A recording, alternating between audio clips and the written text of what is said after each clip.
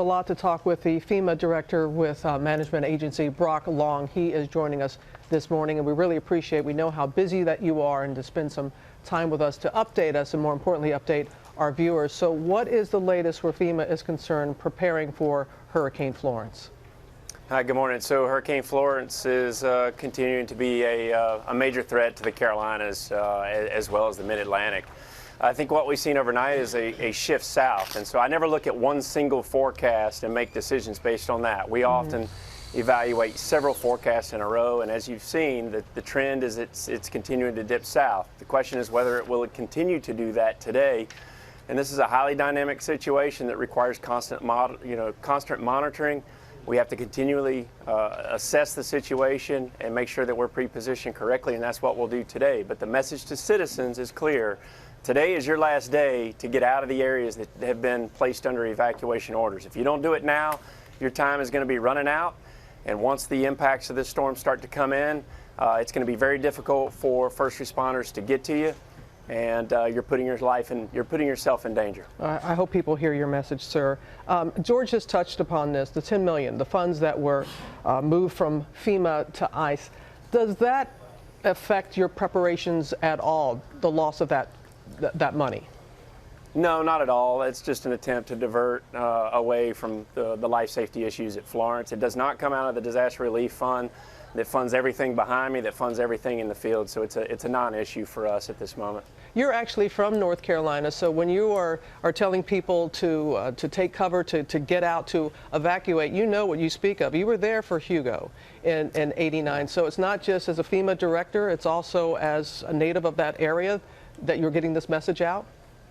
That's true. I grew up in North Carolina, about 5 hours inland in Catawba County, North Carolina. Hugo was moving at 26 miles an hour. And if you know, a hurricane typically holds its strength. It loses half its strength 12 hours after landfall. So as it was coming in, it was still a Cat 1 over my house in North Carolina. And we had multiple trees down. We were out of power for multiple days. And this is setting up to be somewhat like that. This is going to be a big hit with storm surge at the coast. The worst place to be is just north of the eye along the coast, wherever the eye makes landfall.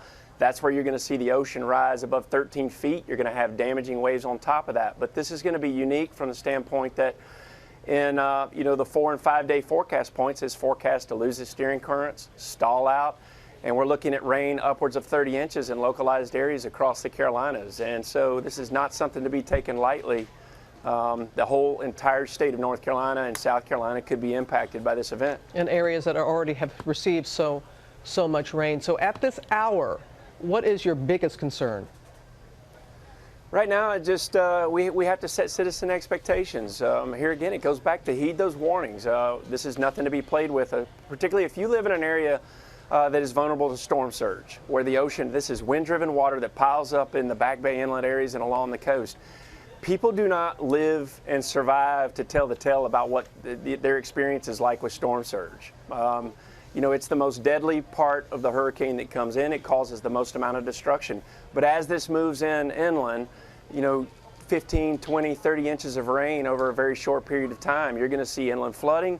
We ask people to stay out of flooded areas and shelter in place, and just be very careful. Please heed the warnings. Heed the warnings. Well, a final question. This is something that Cecilia and George touched upon, and it was the statements that President Trump made yesterday and also tweeting today, talking about the efforts after Hurricane Maria in Puerto Rico, calling it an incredible unsung success. Do you agree with that?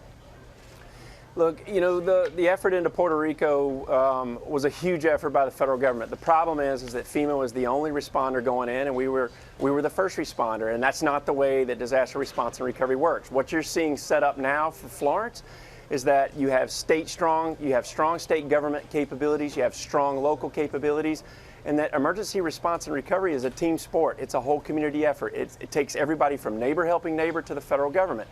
Going into Puerto Rico, we were the first responder and only responder, as I said, and that's not ideal. So what are we doing to correct that? We've hired over 1,800 local Puerto Rican citizens to start building a backbone of emergency management at the Commonwealth and local level that did not exist before the storm. And so the other thing is that we need to shift the narrative about Puerto Rico to what are we going to do with the $50 billion that FEMA is going to provide Puerto Rico over the next couple of years, and billions more from other federal government agencies? Puerto Rico has never had a better opportunity than now to become more resilient and economically viable. And the question is that, how do we go back in, build a resilient infrastructure? And that's what we're concentrating on. We're working with the governor day in and day out to build a resilient infrastructure. The question is, what are the provisions that will be put into place that doesn't allow Puerto Rico to let their infrastructure crumble?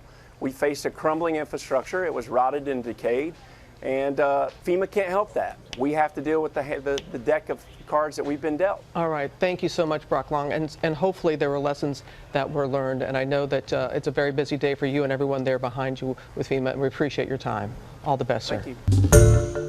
Hi, everyone. George Stephanopoulos here. Thanks for checking out the ABC News YouTube channel. If you'd like to get more videos, show highlights, and watch live event coverage, click on the right over here to subscribe to our channel. And don't forget to download the ABC News app for breaking news alerts. Thanks for watching.